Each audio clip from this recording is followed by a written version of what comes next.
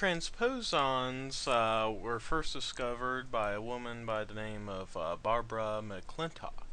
Transposons are famously known as jumping genes.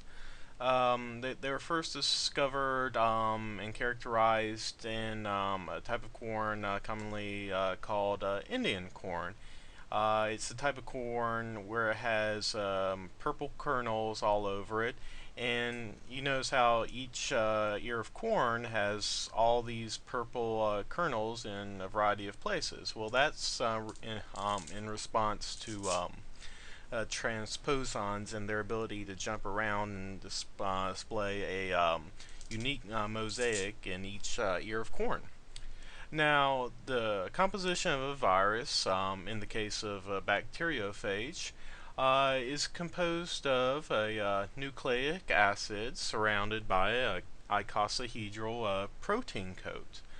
Um, the icosahedral head is attached to a stem, which is attached to a hexagonal base plate, and from that, then there's the legs and the syringe. Um, Now, the icosahedral coat neatly surrounds the nucleic acids and allows the genetic material to be transferred through the stem and into the syringe so it can be injected into the bacteria.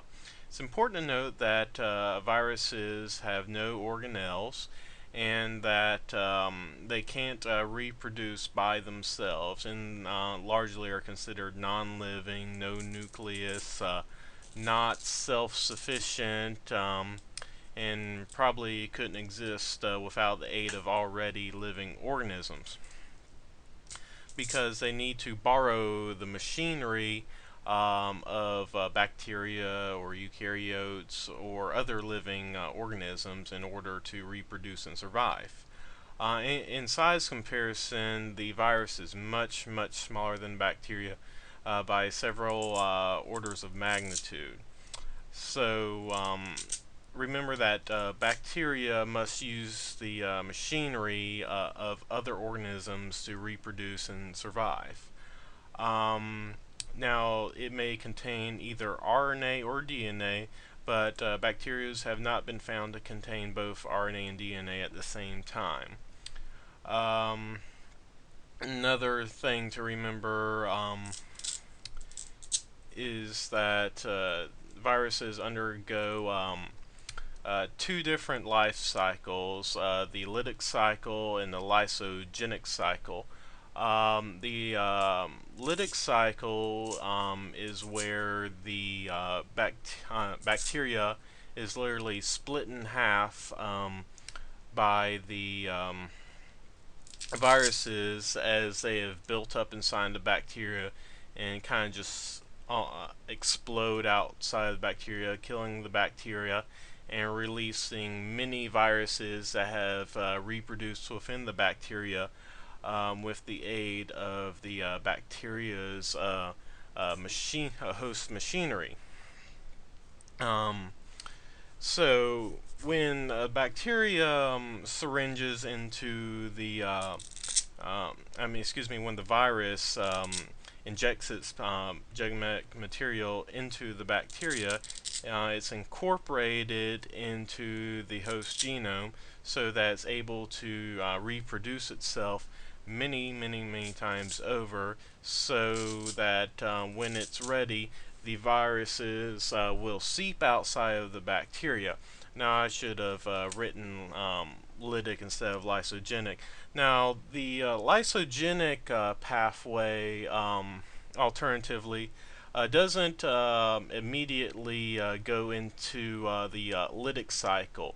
It can remain in the lysogenic cycle for many generations, sometimes never even progressing into the lytic cycle. So the lysogenic cycle is where there's a virus that injects genetic material into the host genome of the bacteria, but it's just incorporated into its genome, and it's expressed in generations without ever destroying the host bacteria, and it just passes down the genetic information that has been incorporated into its genome. So the takeaway from this is there's two life cycles for a virus: the lytic cycle as well as the lysogenic cycle. One lyses the bacteria and kills it. One lives inside of it, and it carries its genetic material across generations. One is able to go into other, but not vice versa, because bacteria would be dead if the lytic went into the lysogenic. So, but the lysogenic can, of course, go into the lytic cycle as well. So, for the MCAT, you'll want to know the differences between those two.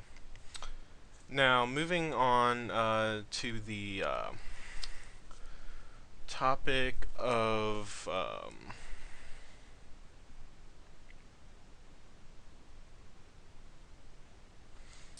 retroviruses, such as HIV. This is a particular type of virus that uses reverse transcriptase. The reverse transcriptase it allows the genetic material to reverse transcribe itself into the host's DNA so it can be incorporated. Now, prions and viroids are the last two things in category 2B. Viroids, I actually wrote down the definition of virons there. Virions instead of viroids. Viroids act on plants. Prions are proteins. It could be just a single proteins that infect other proteins by changing their conformational state, such as in the case of mad cow disease, where a prion literally changes all the other proteins, leading to mad cow disease and eventually killing the cow. It's essentially a changed protein that's enabled to change other proteins to make it also a prion. Viroids infect plants, and that's the takeaway from that.